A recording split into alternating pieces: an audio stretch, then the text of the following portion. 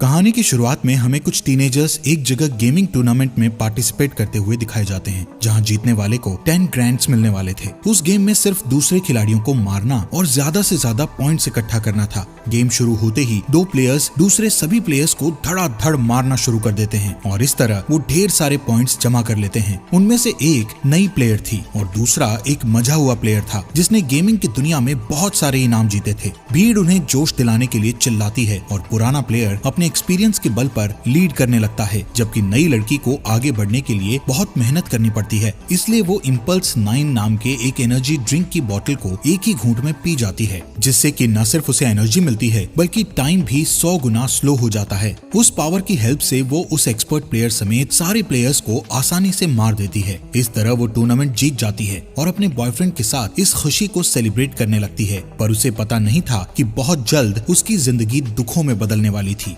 अचानक energy drink की बोतल जमीन पर गिरकर बिखर जाती है और इसी तरह उसकी जिंदगी भी बिखरने लगती है। सीन शिफ्ट होता है और वो अपने आप को 3 बच्चों की माँ के रूप में देखती है। उसका घर बहुत बुरी हालत में था, जहाँ कोई मॉडर्न इक्विपमेंट और इलेक्ट्रिसिटी नहीं थी और इसके चलते उसकी तकलीफ और बढ़ गई थी। घर के बाहर की दुनिया भी उजाड़ और बंजर जमीन के अलावा और कुछ नहीं थी, जहाँ हवा भी जहरीली हो चुकी थी, जिसमें सांस लेना भी मुश्किल था। इसके साथ ही सीन फिर से शिफ्ट होता है और हमें पास्ट की कहानी में वेल हर्नांडेज नाम की एक लड़की को दिखाया जाता है, जो कि एक अच्छी FPS गेमर थी और जिंदगी में उसका एक ही सपना था कि वो एक प्रोफेशनल गेमर बनकर खूब सारा पैसा और नाम कमाए। वो अपने डिवोर्स फादर कार्लोस के साथ रहती थी। 2017 में एक दिन कार्लोस अपनी बेटी वेल को रेस्टोरेंट की जॉब इंटरव्यू के लिए तैयार करता है और वो बेदिली से फॉर्मल्स पहनकर इंटरव्यू के लिए निकल जाती है। बाहर उसका बॉयफ्रेंड इवान अपनी कार में उसे पिक करने के लिए उसका वेट कर रहा था। वहाँ से निकलते ही वेल गाड़ी की पिछली सीट में बैठकर अपने फॉर्मल कपड़े बदलकर कैजुअल पहन लेती है और इंटरव्यू की जगह फील्ड ऑफ फायर नाम के एक गेमिंग टूर्नामेंट खेलने पहुंच जाती है। दूसरे FPS बैटल रॉयल गेम्स की तरह ही फील्ड ऑफ फायर भी एक मल्टीप्लेयर गेम था, जिसमें लास्ट तक टिके रहना ही इसका मेन पर्पस होता है। वेल सोचती है कि अगर वो ये गेम जीत गई तो लाखों रुपए कमा लेगी और उन पैसों से वो अपने लिए एक गेमिंग कंप्यूटर खरीदेगी। पर इवान उसे बताता है कि रॉय नाम का एक मजा हुआ प्रोफेशनल गेमर उस टूर्नामेंट में सरप्राइज अपीयरेंस देने वाला है, जिसे सुनकर वो थोड़ा नर्वस हो जाती है। जल्दी ही वो लोग गेमिंग एरिया में पहुंच जाते हैं, जहां रॉय अपने फैंस के साथ फोटो खिंचवा रहा था। पहला मैच शुरू होने से पहले इवान वेल को समझाता है कि उसे इमोशंस की जगह पूरे फोकस के साथ खेलना चाहिए ताकि वो किसी तरह फाइनल्स तक पहुंच जाए, लेकिन वेल उस घमंडी रॉय को हराना चाहती थी। थोड़ी देर में ही सारे प्लेयर्स अपने अपने कंप्यूटर्स के सामने बैठ जाते हैं और गेम शुरू हो जाता है। गेम की शुरुआत में वेल लीड कर लेती है, लेकिन थोड़ी ही देर में रॉय उसे आसानी से पीछे छोड़ देता है। वो इतना कॉन्फिडेंट था कि गेम के बीच बीच में वहाँ मौजूद क्राउड के साथ इंटरेक्ट भी करता रहता था। इसका फायदा उठाकर वेल कुछ पॉइंट्स जमा कर लेती है और वो जीतने ही वाली थी, लेकिन गेम को फिनिश करने के बजाय वो रॉय को मारकर गेम से आउट करने की कोशिश करती है, पर उसका दांव उल्टा पड़ जाता है और रॉय उसे मारकर गेम से बाहर कर देता है। इसके बावजूद वेल फाइनल्स के लिए क्वालिफाई कर जाती है, जो कि अगले ही दिन होने वाला था। जब वो अपने बॉयफ्रेंड के साथ गेमिंग एरिया से निकलने लगती है तो रॉय वहाँ पहुंचकर उसकी नकल उतारकर उसको चिढ़ाता है। फिर वो अपने फैंस के साथ सेल्फी लेने चला जाता है। इस बीच जब इवान अपनी गाड़ी लेने के लिए जाता है, तब कोजिमा नाम का एक आदमी वेल के पास आकर उसे कहता है कि उसे गेम जीतने के लिए सीक्रेट मालूम है। ये सुनकर वेल हैरत में पड़ जाती है, लेकिन उसके कुछ पूछने से पहले ही वो आदमी उसके हाथ में अपना बिजनेस कार्ड देकर वहाँ से चला जाता है। घर पहुँचने पर वेल बिना कोई आवाज किए चुपके से अपने रूम में जाने की कोशिश करती है, लेकिन उसके डैड उसे देख लेते हैं। वेल के पास कोई चारा नहीं था, इसलिए वो सारी बातें उन्हें सच बता देती है, जिसे सुनकर उसके डैड को बहुत गुस्सा आता है और वो अगले दिन से उसे रेस्टोरेंट जाकर उन लोगों से जॉब का इंटरव्यू लेने की रिक्वेस्ट करने के लिए कहते हैं। लेकिन वेल अपने डैड को समझाती है कि अगले दिन उसके टूर्नामेंट का फाइनल है, जो उसके फ्यूचर के लिए ज्यादा इम्पोर्टेंट है। पर सभी पेरेंट्स की तरह कार्लोस भी उसे समझाता है कि ऑनलाइन गेमिंग का कोई फ्यूचर नहीं है, लेकिन वेल अपनी जिद पर अड़ी रहती है और उसकी बात को इग्नोर करके अपने रूम में चली जाती है। थोड़ी देर बाद वो अपने आज के खेले गए गेम को पॉडकास्ट पर देखती है, जिसमें रॉय को फर्स्ट पोजीशन पाते हुए देखकर उसे बहुत गुस्सा आता है। तभी उसकी नजर कोजिमा के बिजनेस कार्ड पर पड़ती है और उसे ध्यान आता है कि उसने उसे गेम जीतने के सीक्रेट के बारे में बताया था। बदला लेने की तड़प और जीतने की चाहत में वो तुरंत उसके दिए हुए एड्रेस पर जाने का फैसला करती है। जल्दी ही द गोल्डन सॉसर नाम के एक गेमिंग कैफे में वो पहुंच जाती है, जहां पर कुछ लोग अपने कंप्यूटर्स पर वीडियो गेम्स खेलकर एंजॉय कर रहे होते हैं। तभी कोजिमा उसके पास आता है और उसे बैठकर गेम खेलने के लिए कहता रहता है। वेल को इस बात से हैरानी होती है कि आखिर कोजिमा ने उसे अपना बिजनेस कार्ड क्यों दिया था, पर वो गेम खेलने के लिए बैठ जाती है। वो उस गेम में हाईएस्ट लेवल चूज करती है जिसे कंप्लीट करना उसके लिए बहुत मुश्किल था। ये देखकर कोजिमा उसे इम्पल्स 9 नाम का एक एनर्जी ड्रिंक देते हुए कहता है कि ये कोई मामूली एनर्जी ड्रिंक नहीं है और वो चाहे तो उसे ट्राई करके देख सकती है। ये सुनकर वेल उस ड्रिंक का एक घूंट पी लेती है और अचानक उसके आसपास की सारी चीजें उसे स्लो मोशन में चलती हुई दिखने लगती है, जिसकी वजह से उसके लिए वो इम्पॉसिबल लगने वाला गेम बहुत ही आसान हो जाता है। फिर पलक झपकते ही वो रियलिटी में खुद को टेबल के दूसरी तरफ बैठे कोजिमा के सामने पाती है। जब वो उससे पूछती है कि उसे क्या हुआ था, तो वो उसे बताता है कि जो भी इम्पल्स 9 पीता है समय उसके लिए स्लो हो जाता है और उसे ये एनर्जी ड्रिंक पीते हुए 1 घंटा बीत चुका था। वो उसे ये भी बताता है कि आप जितनी मात्रा में इस एनर्जी ड्रिंक को पिएंगे, टाइम भी उसी रेशो के हिसाब से स्लो होता जाएगा। ये कहकर कोजिमा उससे एक बॉटल ड्रिंक के बदले $500 की डिमांड करता है, जिसे सुनकर वेल शॉक्ड हो जाती है। उसे लगता है कि टूर्नामेंट जीतने के लिए एनर्जी ड्रिंक का इस्तेमाल करना चीटिंग है, पर तभी कोजिमा के फोन पर रॉय की कॉल आती है, जिससे उसे ये पता चल जाता है कि रॉय भी गेम्स जीतने के लिए उस एनर्जी ड्रिंक का इस्तेमाल करता था। इसी वजह से वो दूसरे गेमर्स के मुकाबले अनबीटेबल बना हुआ था। ये सब जानने के बाद वेल इम्पल्स 9 की बोतल खरीदने के लिए तैयार हो जाती है। अगले दिन गेम शुरू होने से पहले वेल इम्पल्स 9 की बोतल को अपने कीबोर्ड के पास रख देती है। गेम शुरू होने से पहले वो उस एनर्जी ड्रिंक का एक छोटा सा घूंट लेती है। फिर अल्ट्रा स्लो मोशंस की बदौलत वो गेम में लीड करने लगती है। ये देखकर रॉय भी इम्पल्स 9 का कुछ घूंट लेता है और तेजी से रैंक्स पार करते हुए टॉप पर पहुंच जाता है। इससे डेस्परेट होकर बिना कुछ सोचे समझे वेल ड्रिंक की पूरी बोतल पी जाती है, जिसके नतीजे में वो एकदम स्लो पेस में पहुंच जाती है और उसका पूरा फायदा उठाते हुए वो रॉय के अवतार को मारकर पूरा टूर्नामेंट जीत जाती है। उसका बॉयफ्रेंड इवान और सारा क्राउड उसके लिए चीयर्स करने लगता है। वो दोनों एक दूसरे को किस करने लगते हैं कि तभी एनर्जी ड्रिंक की बोतल जमीन पर गिरकर टूट जाती है। यहाँ से सीन शिफ्ट होकर वापस उस जगह पहुंच जाता है जहां हम वेल को एक बेकार से घर में चेयर पर एक बच्चे को गोद में लिए बैठा हुआ देखते हैं। थोड़ी ही देर में मैले कुचैले कपड़े पहने इवान वहां आता है और बच्चे को सुलाने के बाद उसे तैयार होने को कहता है। वेल बहुत कंफ्यूज थी और अपनी पूरी एडल्ट बॉडी और अपनी उंगली में वेडिंग रिंग को देखकर हैरानी से हांफने लगती है। वो थोड़ी राहत पाने का सोचकर नीचे जाती है, पर वहाँ और भी 2 बच्चे उसे मम्मी कहकर बुलाते हैं, जिसे सुनकर वो डर जाती है और घबराकर घर के बाहर निकल जाती है। वहाँ वो लोगों को टेंट में रहते और खुले में बने पब्लिक बाथरूम का इस्तेमाल करते हुए देखती है। आखिरकार उसे पता चलता है कि वो पलक झपकते ही लगभग 12 साल स्किप करके सीधे 2029 में पहुंच गई थी और वो लोग जिस जगह रह रहे थे वो पूरा इलाका चारों तरफ ऊंची दीवारों से घिरा हुआ था, जो कि वेस्टलैंड से इस एरिया को अलग करता था। वेस्टलैंड में डेथ लिजार्ड जैसे खतरनाक जानवर रहते थे जो इंसानों पर हमला करने के लिए बदनाम थे। इस वजह से वहाँ रहने वाले लोग अलग अलग शिफ्ट्स में गेट पर पहरा देते थे। इसके अलावा उसे ये भी मालूम चलता है कि जिन लोगों ने पास्ट में बहुत ज्यादा इम्पल्स 9 पिया था वो लोग रियल टाइम में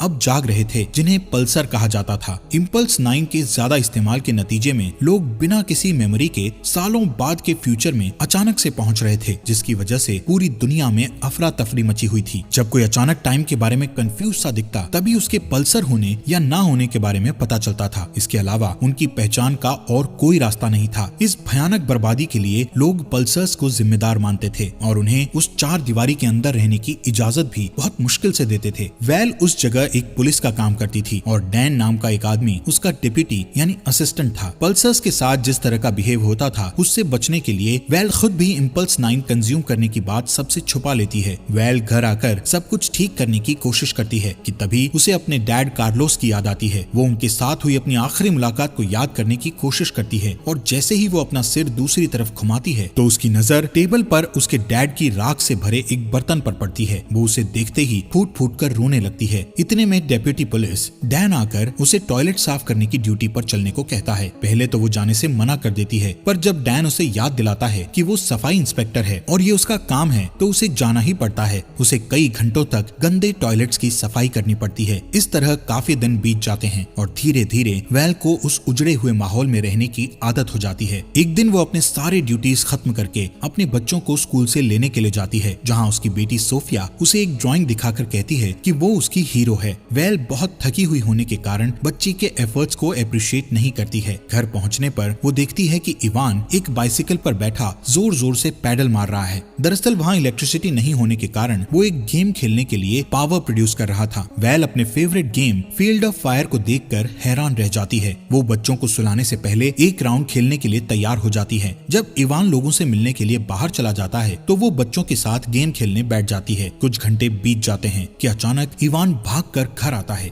वो काफी डरा हुआ था और वेल से कहता है कि वो आज अपनी गार्ड की ड्यूटी करना भूल गई थी, जिसकी वजह से गेट पर पहरा देने वाले डैन को अंदर आने का मौका नहीं मिल पाया और वो डेथ लिजार्ड का शिकार बन गया। दोनों तुरंत वहां पहुंचते हैं जहां डैन की वाइफ वेल पर बहुत गुस्सा होती है। अपनी गलती पर शर्मिंदा होते हुए वो वापस घर जाने को होती है, पर तभी इवान उसे याद दिलाता है कि उसकी ड्यूटी अभी पूरी नहीं हुई है। ये सुनकर वो उदास मन से अपनी शिफ्ट पूरी करती है और घर आकर दुखी मन से फूट फूट कर रोने लगती है। इवान उसे प्यार से समझाता है और तसल्ली देता है। वेल को महसूस होता है कि वो इस नई दुनिया के लिए फिट नहीं है और इसीलिए सब कुछ छोड़कर वो वेस्टलैंड घूमने का इरादा करती है। लेकिन जाने से पहले वो इवान को एक लेटर लिखकर उसे बता देती है कि वो एक पल्सर है। अगले दिन वो कभी वापस ना लौटने का इरादा करके निकल जाती है। जब इवान वो लेटर पढ़ता है तो उसे बिल्कुल विश्वास नहीं होता। अगले सीन में हम देखते हैं कि वेल बंजर जमीन पर भटकते हुए एक बेकार पड़ी बिल्डिंग के पास पहुंचती है। वो उजाड़ बिल्डिंग असल में कोजिमा का gaming cafe the golden saucer था। वेल उस कैफे के अंदर जाती है और इधर उधर देखती है। कोजिमा को एक काउंटर से निकलते देख उसे हैरानी होती है। वो देखती है कि कोजिमा पर उम्र का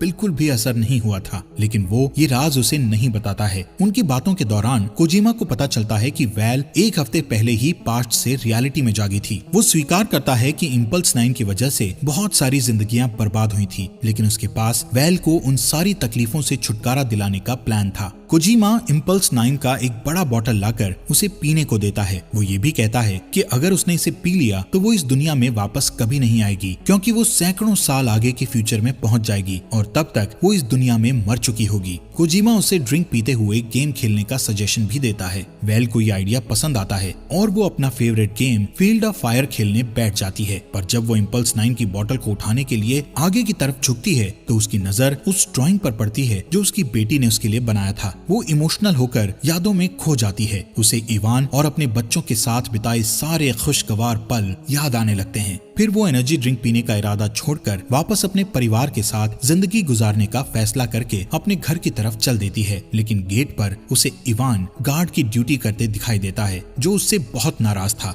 वो उसे अंदर आने से रोक देता है और वेल से कहता है कि उसने सबको धोखा दिया है। वेल अपनी हर गलती के लिए उससे माफी मांगती है। अभी उनकी बात चल ही रही थी कि उन्हें दूर से गोलियों की आवाज सुनाई देती है, क्योंकि डेथ लिजार्ड्स उनकी कम्युनिटी की तरफ बढ़ रहे होते हैं। तब इस बात का खुलासा होता है कि डेथ लिजार्ड्स दरअसल नॉर्मल लोगों का ही एक ग्रुप था जो इंसानों का मांस खाया करता था। उन्हें पास आता देखकर इवान जल्दी से वेल को अंदर कर लेता है और इसी बीच अलार्म बजने लगता है, जिससे सभी लोग डर जाते हैं। एक औरत उसे बताती है कि सब लोग खाई की तरफ जा रहे हैं, क्योंकि अटैकर्स को रोकने के लिए कोई भी पूरी तरह तैयार नहीं था। ये सुनकर उसके दिमाग में एक आइडिया आता है। चूंकि कम्युनिटी के सारे लोग उसके धोखे से नाराज थे, इसलिए वो उनके भरोसे को जीतने के लिए एक प्लान बनाती है और अपने हस्बैंड से कहती है कि वो यहाँ रहकर डेथ लिजार्ड्स को जितनी देर तक हो सके रोकने की कोशिश करेगी। इवान उसे छोड़कर जाना नहीं चाहता था, पर वो उसे बच्चों की खातिर जाने को कहती है। इस पर वो मान जाता है। फिर वेल इम्पल्स 9 का बड़ा बोतल जिसे वो अपने साथ लाई थी उसे निकालकर लड़ाई के लिए तैयार हो जाती है।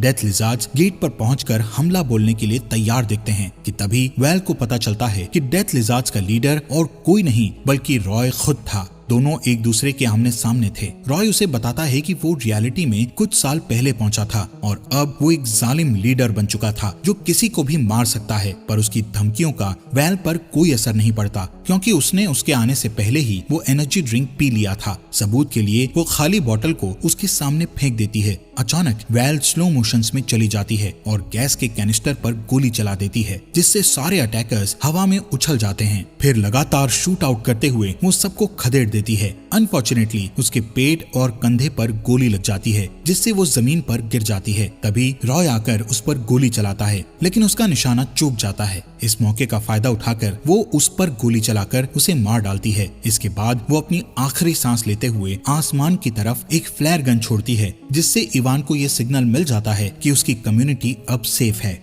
एक तरफ इवान आसमान की तरफ जाते हुए ब्राइट रेड फ्लेयर को देखता है और दूसरी तरफ वेल धीरे धीरे अपनी आखिरी सांस ले रही होती है। दोस्तों, हमारे फॉक्स एक्सप्लेनर हिंदी चैनल को सब्सक्राइब करना मत भूलना।